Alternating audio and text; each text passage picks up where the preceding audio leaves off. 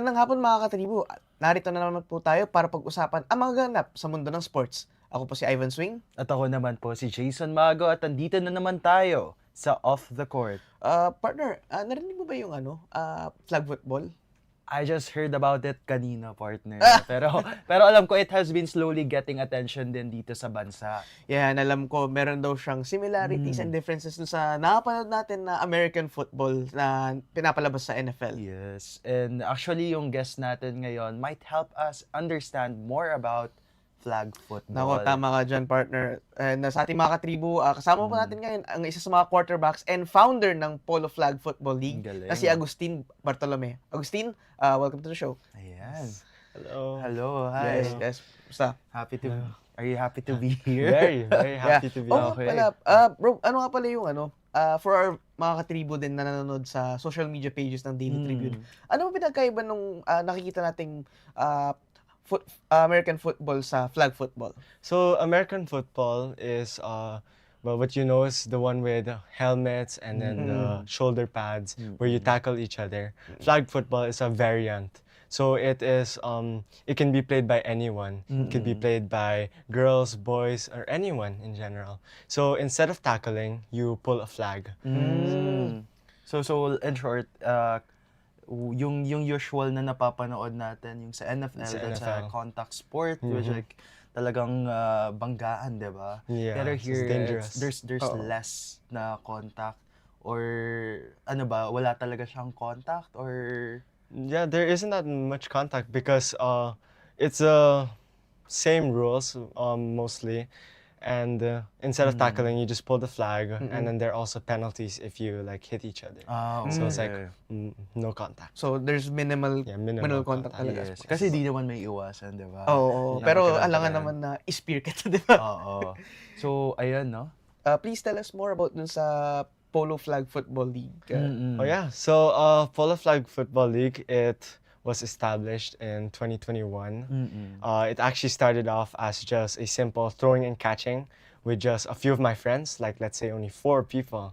We were just throwing and catching because we would wait for our tennis courts because we were all tennis players. We'd play together, but then while waiting for a court, we'd throw the football and just play flag football. But then after a while, I was like, I wanted to start something about this because I'm a huge NFL fan. I love the San Francisco 49ers. I always watch the NFL.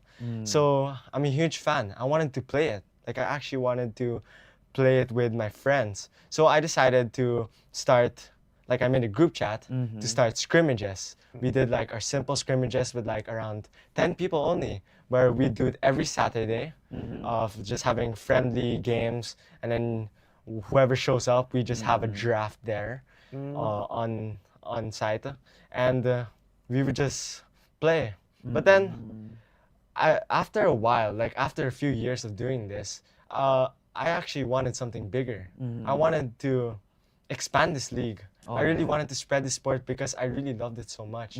So, after all these scrimmages, I was able to. Well, actually, I was watching this NFL game. Okay. It was the San Francisco 49ers versus Minnesota Vikings. I'm a huge Niners fan, but then there was this player that intercepted my favorite player, the quarterback of the 49ers. His name was Cameron Bynum. And then I just found out he was half Filipino. So he was the star of that game. So I heard his name there. So because I heard his name there, I decided to just follow him on Instagram, something just simple. Like, I was like, oh, this is really cool. But then after months passed by, let's say this is December of that year, I checked his Instagram and he had a camp going on. It's called Camp BZ. And I was wondering, how do I join this? Because I really wanted to play more flag football in a bigger stage. So I was just checking out the profile of Camp BZ. Okay. And then all of a sudden, I see the profile of this Philippine national team player. His name is Dags Mambuay. So I decided to just follow him just to check it out because I'm like, wow, I didn't even know there's a national team here. Like I had no idea about this. So I just checked his Instagram account, and then as weeks passed by, I actually saw his story, and he had like this. He reposted this. It's called Huskies flag football training. It's Huskies, open to anyone. So it was in BGC turf. It was really near. So I was like, okay, I want to pass by this. I just want to check out what's going on here. So as I checked out that area. Wait, this was in what year? Oh, sorry. This was 2024. This early 2024. Okay. Yes. Early 2024, I went to that BGC turf area, and then I was talking to the Philippine national team players. Wow. I told them about this flag football, this small league I've been running with few of my friends and like youth in general. So it was like a youth league, and they were really impressed with it. So they decided, okay, let's collaborate. So we collaborated, and we had this first ever training with around only 20 youth players, including myself, and the three coaches. First was Coach Dags Mambuay, Coach Brian Reyes, and Coach Paul Luces. Wait lang. So ito yung mga photos, no, during the Yes. let's flash it again. But actually, that is Colorbowl 2. This happened February of this year. this year, early this year. And the first one was last year. First one was last year, Okay. August. Yes, August 2024. So we can see that there are more players or there are more participants during this February, right? It grew a lot from there. Yes. Yeah. Kumbaga parang it's parang mahirap, parang it's hard to say din na talagang lumalaki na rin kayo, no? So pero before we continue pala, ilang taon ka na pala? I'm only 16 years Wow. old, actually. Oh, Yeah. ano nga ba ginagawa Alam natin? mo, nung 16 ako, naglalaro ko basketball, Oo. pero alam mo yun, parang wala sa isip ko doon like to build a community or like to build like Oo. an organization. Oo, right? casual lang tayo naglalaro ng Oo, sports. Eto, tinalo pa tayo. Pero yun, kayo ba, saan ba kayo usually naglalaro? Well, okay, so given that I told you like we had trainings, this was just in a simple field in San Lorenzo Park. So we would just play there, have our trainings there, and some scrimmages there. And then after since it grew a lot, I had multiple tournaments like Color Bowl 1 and 2. They were also in San Lorenzo. But then Color Bowl 3 was just much bigger. So Color Bowl 3 was a few months ago, August of this year. And it had 8 teams with a total of almost like 80 players. So I needed something bigger because Sandlo wasn't gonna be able to hold that many people. So I decided to have our tournament in UMac, University of Makati, the stadium over there. So you can play this one indoor or outdoor? Yes, but then usually outdoor because the fields are usually outdoor. Yes. Okay. So, ano na ang state ng league nyo? Any plans like for expanding? Yes, there's actually huge plans. I envision a lot. So, I want to actually go to more local communities. So to add on to the story of this whole league, I also had 2 outreaches already. I went to Don Bosco Tondo, and then I was also able to go to Pineda in Pasig, where I was able to teach these local communities on how to play flag football because it was a totally new sport to them. So I collaborated with like priests and like all these family missions with my school and everything. So to add on to that, I want to do more outreaches. I want to go to more cities. Okay, so in short, meron siyang league na na-establish, and then you're even going to communities, local communities, provinces, whatsoever, diba? Para ituro din yung flag football. Yes. You know what, like, curious ako sorry, pero ano rin kasi business writer din ako. So, ano nga ba? Paano mo nasusustain yung ganito? Like, where do you get the funding from? Do you have sponsors right now? Oh yes, actually. So for the tournament, we have a fee for each player. So each player will pay a fee to be able to join this, and then for sponsors to have the jerseys, we will have their name in it, the Yes, sponsor's yes. name, the company, and then they will pay for the jerseys of each player in each team. So do you have like an executive committee for this organization, or you run this alone? I just pretty much run this, yeah. Oh, wow. Yeah. So like I do all like I reach out to like my connections and then like my friends, family, whoever I know to really be able to get these sponsors. Pero how much ba yung usually, paano ba yung bayad? How much ba and paano yung bayad ba per team ba o per player? Well, per player, which will be already like the entrance fee to it, because the fee also goes to like the coaches and then the stadium, like the renting of the stadium. So each player will pay their own fee to get all like to be able to just make this tournament possible, and then the jerseys are just paid for the sponsor from the sponsors. You mentioned nga kanina that you met Cameron Bynum din. So Yes, I met yeah. Cameron So Bynum. so pinitch mo ba sa kanya? Ano yung naging usapan niyo nung pinitch mo yung flag football ba sa kanya?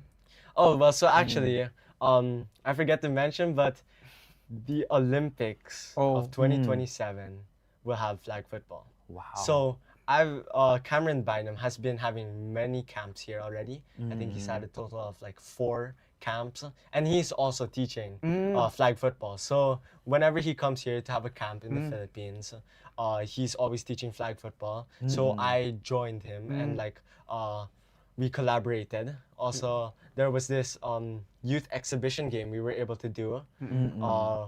With the league players, we were able to play with Cameron Bynum, he was coaching one team over there, as you can see, and Nico Remigio was coaching the other team. And then, as you can see, that's when I met Cameron Bynum. And yeah, we were able to talk about this and really plan a lot. Okay. Yeah, parang basically, kumbaga, kung i-convert natin sa basketball, it's like meeting Jordan Clarkson din. Jordan Clarkson, Yeah, so Olympics, no? So 2020, Los Angeles? Yes, Los Angeles. Oh, wow, 2028. Yeah, around. All right, so international games. So international games na gustong salihan in the future, bukod pa dun sa LA. Yes. Yes. May iba pa ba? Well, there's also like stages of tournaments here to really, because what I see is us Filipinos, we really have that potential to really thrive in a sport like this. So like this can be a sport that Filipinos can really do well in, I feel. And so that's why I'm also doing this, because I also want to spread this sport around the whole country, and I really want to go to all these communities. Okay. Grabe, ang sarap usapan natin dito eh. Pero wait lang medyo napapaganda masyado eh. Well, chill ka muna dyan, Agustin. Chill muna dyan, partner. We'll take a short break, and off the court we'll be back after these commercials. Yes. And this break is brought to you by Meralco, ang liwanag ng bukas. SM, we've got it all for you. Union Bank, it starts with you. Usapang OFW is the show that honors the journeys of our modern-day heroes, our OFWs. Join Chingmi Fernandez, John Dodson, and Rafi Ayang every Tuesday and Thursday at 3 p.m. to hear the real stories behind the sacrifices. Watch it live on Daily Tribune's Facebook page, Tribune Now on YouTube, and Daily Tribune Official on TikTok. Want to hear from thought leaders shaping our world? Straight Talk with Chito Lazada and Ted Montalibano dives into leadership, politics, and business every Wednesday at 10 a.m. Catch conversation live on Daily Tribune's Facebook page, Tribune Now on YouTube, and Daily Tribune Official on TikTok.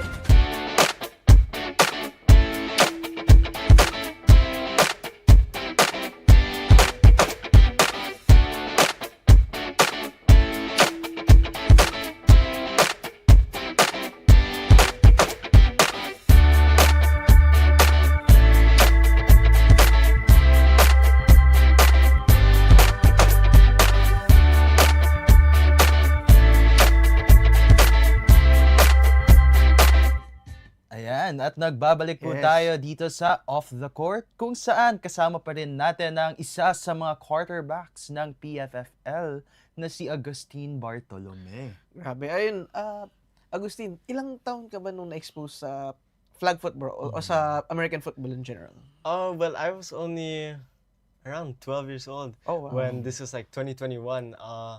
Because my sister got into this college, it was University of Notre Dame, where it's a D1 school full of like really good sports.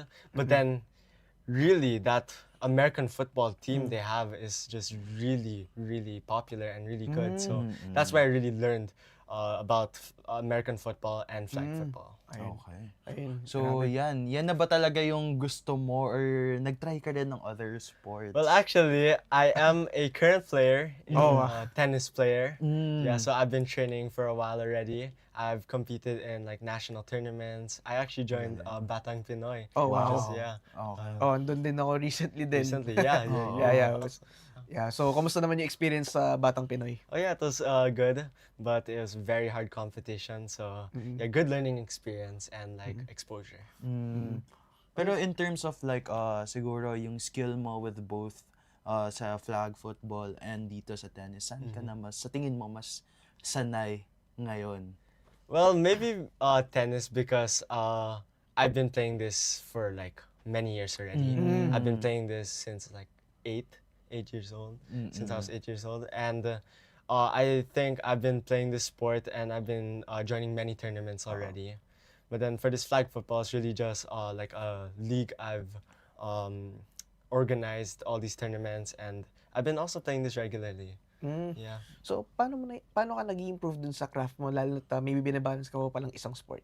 Well, actually, it benefits both of the sports because it's like cross training. It's like where in football, right? You know how I'm a quarterback, I throw the ball. It helps my serve in tennis, and then my footwork. In tennis, where I move side to side, it helps with my football. So it like complements each other.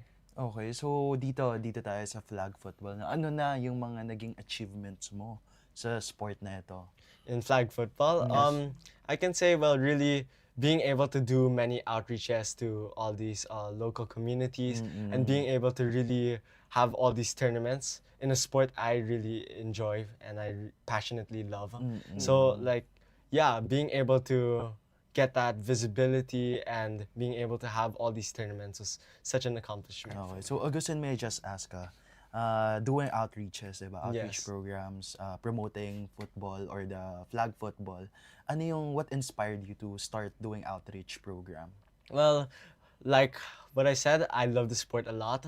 So I really want to spread this, and like how the Olympics is coming in a few years from now, I really want more Filipinos to really know about this sport so that we can all like have this sport here in this country. And so far, last muna partner, so far, Sige, what's sige. the lesson, the favorite lesson that you've learned interacting with kids, teaching this sport to other kids?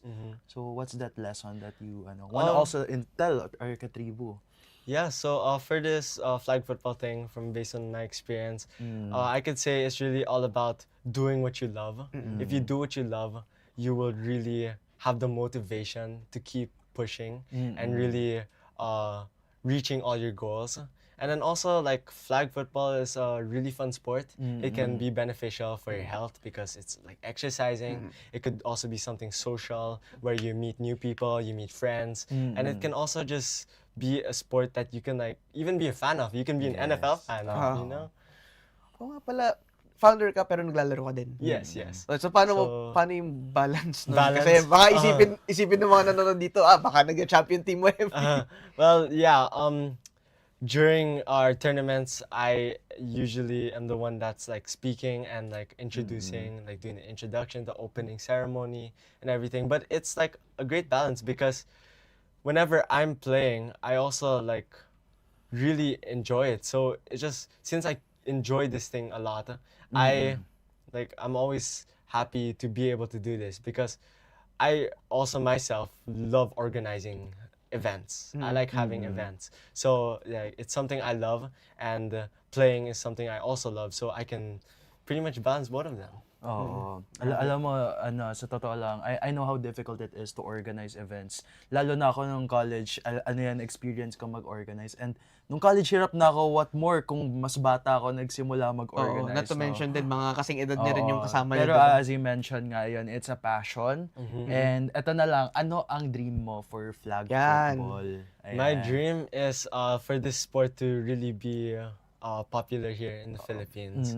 And then I even want to, like me myself, my personal dream is to also hopefully play in the Olympics someday. Oh, yan. Yeah, that would be really cool because it's something I also love. So yeah, mostly I want to see the growth of it, and I just want to see this sport really become more popular. So, it's safe to say din na you want to be a national team member din in the Yeah, future. sure. Yeah, Yeah. I'd want to.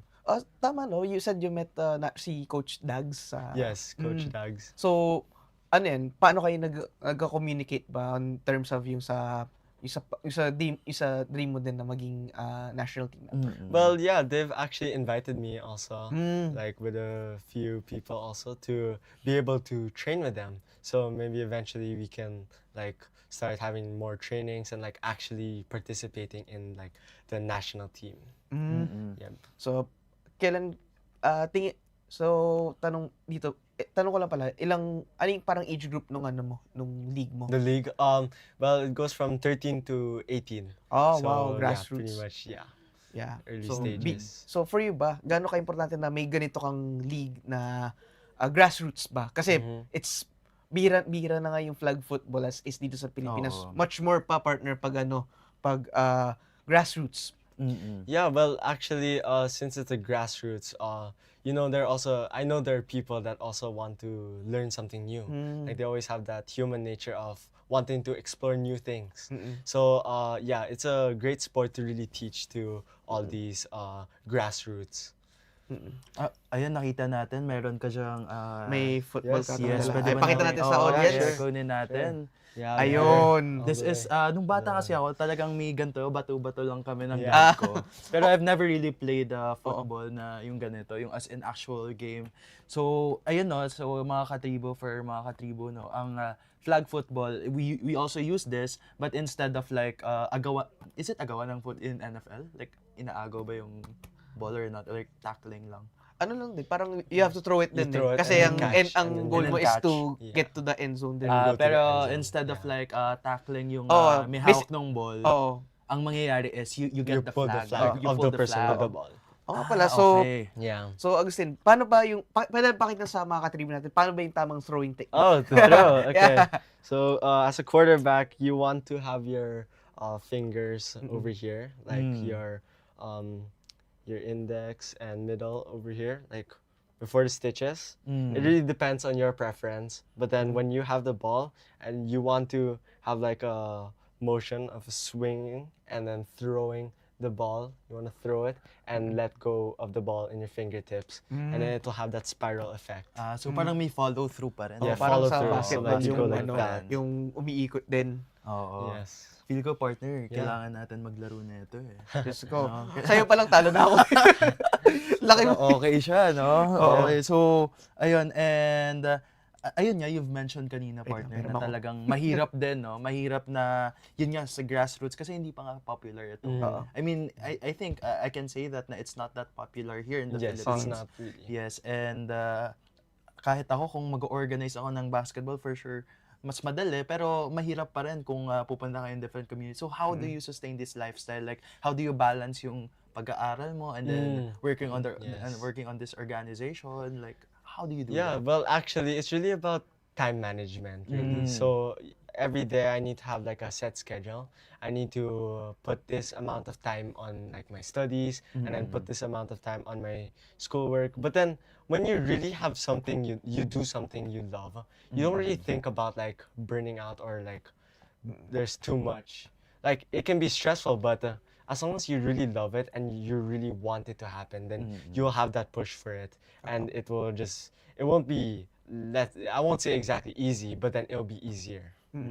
Oo nga pala, if sa mga nanonood nating mga katribo dito, meron ka ba marirecommend na mga areas ba kung saan merong open play? Pwede nilang i-try out yung flag football ba? Yes. Well, yeah, there are like communities here also for like even for adults. There's like this Huskies flag football going on. That's the place that I went to meet the coaches. Okay. Yeah, and then like there are all these other communities and leagues around.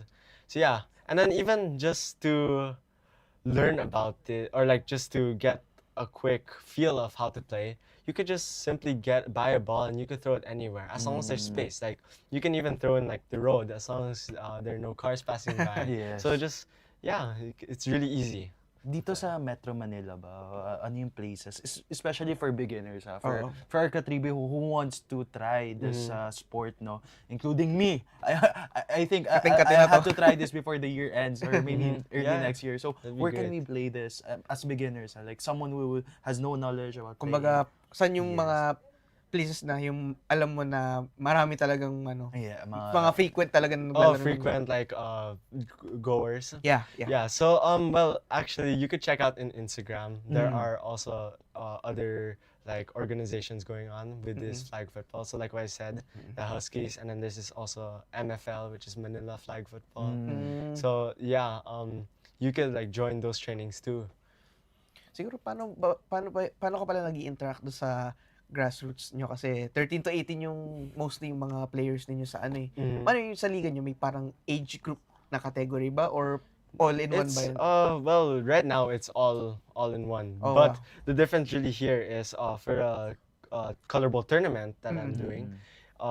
I really, with the help of the coaches, balance the teams out. So Okay. if there's like an 18-year-old in one team, I also have to balance it out with putting like a little bit younger person there, and also just skill level in general. I don't think the age really matters because if the skill is there, they can really be able to play. Oh, basta healthy ka, partner. Yeah. As long as you can still run and Oo. yeah, your coordination Oh, is tsaka okay. di ka naman matatakil dito eh. Oo, ngayon niya. And ayan, sige. I think let's ask you this question. Yun. What message do you have for young flag football players? My message for young flag football players is really just keep playing. This sport has a really bright future, I can say. Like what I said, what I keep saying is that flag football is going to be in the Olympics. So if you someday dream to play in the Olympics, then go. Keep playing, keep Yun. training, and like get as much exposure as you want, and like just keep watching like more like videos and films about football, so you get that interest and you learn more things about it. Okay. Okay, may plans, ano ba yung mga plans mo for you and yung sa liga mo for next year? For next year, so I will have a intercity tournament. Oh, wow. Where Tournament. since I already have Pasig as one of the cities, I will be going to Taguig, and then I will be also going to Makati, and then eventually I'll be going to Navotas. So I plan to go to different cities to really spread out this sport and have an intercity tournament. And then I'm also gonna continue the twice a year colorable tournaments.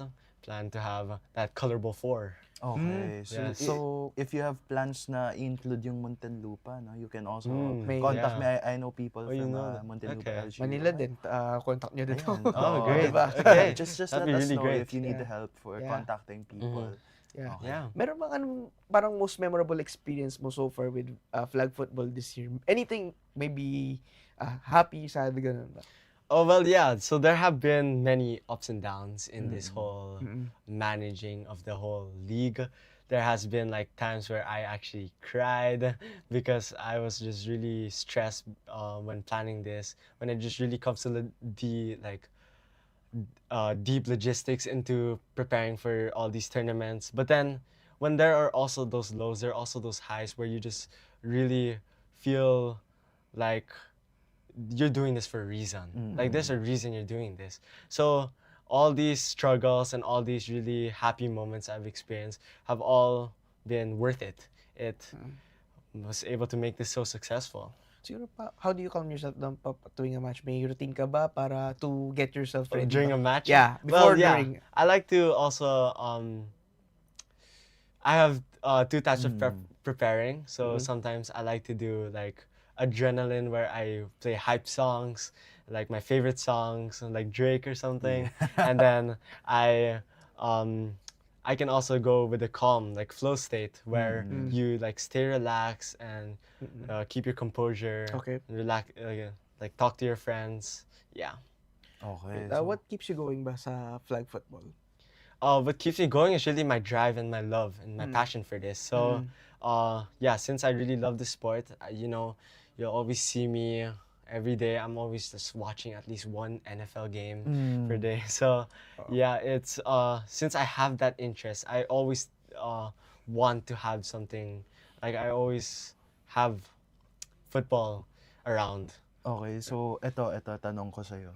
So, sa tingin mo, if someone is watching na, how can you try to convince him na you try playing yung itong flag football? So, and siguro, let's start with, how are you gonna explain it to him in layman's term, or for him to understand, tapos, how are you going to convince him to play? Yeah, so if I want, well, I've actually done this a lot already. So because whenever people would see me watching an NFL game, they'd be like, "Oh, what is this? This is a really interesting sport." So I give them like a quick introduction on how this game works, like how there are 4 downs, which are like 4 tries to reach 10 yards first, because your main goal is really to bring your offense all the way to the end zone where you can score. And being able to just teach it is like, sometimes I just have to like show them games, like clips of or highlights of all these past games, and then I also show them videos of the league itself, like how flag football itself works. So flag football is it is a pretty simple sport, I can say, like to learn. It's easy to like learn the basics of like just catching and being able to run. So like anyone can play. Yeah, so anyone. what's the most important skill that you have to learn, or for instance, to have? Kunwari, ako as a basketball player, I know I have skills like running, sprinting, or even like yung coordination, diba? And pero with the flag football, for you, what's the most important skill to have? For me, I think it's really just being able to, whenever the ball is on your hands, I think it's the ability to be able to really just run, or even like move around, like juke the defender. Like do all these fancy moves like that. So I think it's also just being able to physically run, then you would be good already. Parang may crossover din pala to. Kailangan rin tumakbo eh. Yeah. Ankle breakers. Ayun, before we let you go pala, do you have parting words? And if may gusto kong for Katribo, or may gusto mo i-promote pa yung tournament mo for future plans? Please promote your tournament. Yeah, so Polo Flag Football League, it's a youth league in the Philippines. You could check it out, check its Instagram, so at Polo Flag Football _league.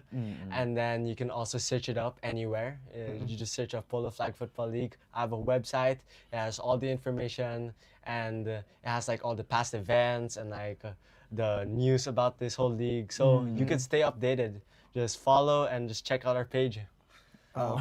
This dude is running like a whole organization like he's an adult, no? I mean, that's hard, mga katribo. Pero again, maraming salamat sa iyo, Agustin, and thank you. Best of so luck much sa iyo and your team, and of course, thank you also to your parents who are here supporting you as always. And ayan, so thank you for coming. Thank you so much. And syempre, thank you po sa ating mga katribo sa panonood nyo po for this week. Don't forget to follow Daily Tribune sa social media for the latest updates. Ako po si Ivan Suing. At ayan mga katribo, susunod na ang Usapang OFW. Kasama sina Chingby Fernandez, John Dodson at Rafi Ayeng. Ako po si Jason Mago, and this has been Off the Court.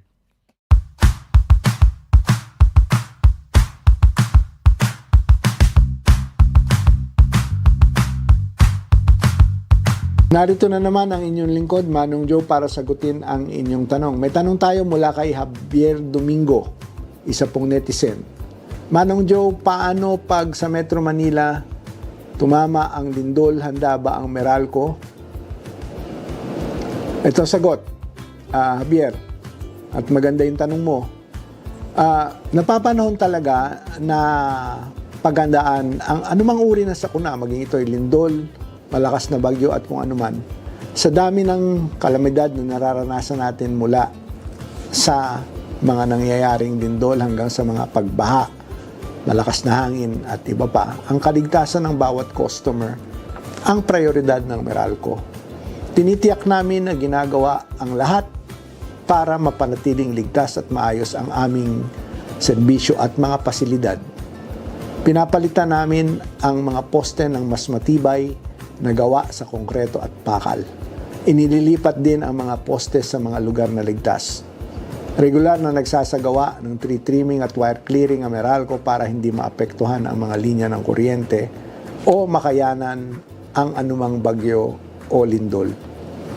Nagsasagawa rin ang Meralco ng re-insulation at conductor shielding ng mga linya namin, pagpapatibay ng mga lighting protection system, pati na rin ang pagkakabit ng mga smart device para agad na matukoy ang mga posibleng alalahanin ukol sa serbisyo ng kuryente. Kung kakailanganin, handa po ang Meralco na pansamantalang mag-de-energize upang masiguro ang kaligtasan ng publiko. Kadalasan po namin itong ginagawa kapag tumataas ang tubig baha o di kaya ay napakalakas ng bagyo. Kasama na rin ang uga ng lindol. Pagkatapos naman po ng anuman sakuna, maging po ito'y bagyo o lindol, at may na-damage po kami facilities, bumagsak na linya o ano ba man, huwag ho ninyong lapitan. Hayaan ninyo ang aming mga crew ang gumawa ng kinakailangan para masigurong ligtas ang pagkukumpuni. Kapag sigurado na po tayo na ligtas nang bumalik sa bahay, siguro po tingnan muna natin ang sitwasyon sa loob at siguraduhin din na yung ating mga internal wiring facilities ay nasa maayos na kalagayan. Bago pa man abutin ng tubig baha yung inyong mga outlet, patayin na muna ang main switch sa bahay at i-unplug ang mga appliances. Kung may electrical hazard, agad itong i-report sa amin sa Meralco sa pamamagitan ng My Meralco app. Nasa social media din po kami, Facebook at X, yung dating Twitter, o sa Meralco hotline bilang 16211. Pwede din kayong mag-text sa numerong ito. Tandaan mga katribo na sa panahon ng kalamidad, ang pagiging alerto at maingat ay susi sa kaligtasan. Ako po muli ang inyong lingkod si Manong Joe, Saldariaga para sa Ask Manong Joe. Hanggang sa muli mga katribo at sa mga nanonood sa Daily Tribune.